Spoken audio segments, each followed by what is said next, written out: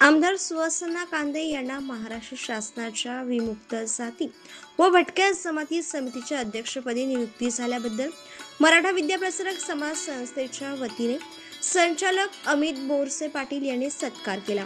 नांदगाव येथील आमदार निवासस्थानी संचालक अमित बोरसे पाटील तर नांदगाव तालुक्यातील मराठा विद्याप्रसारक संस्थेच्या सर्व शाखांच्या वतीने व्यवस्थापक समिती अध्यक्ष यांनी सत्कार केला.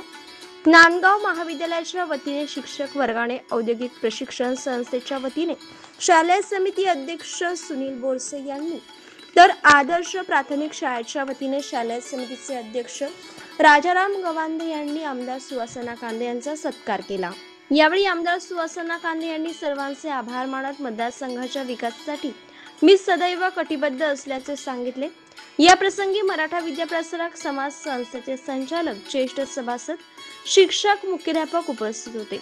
श्री दत्तात्रय भिलोरे सर यांनी सूत्रसंचालन केले. Maharashtra 24 news channel, Nandgaon.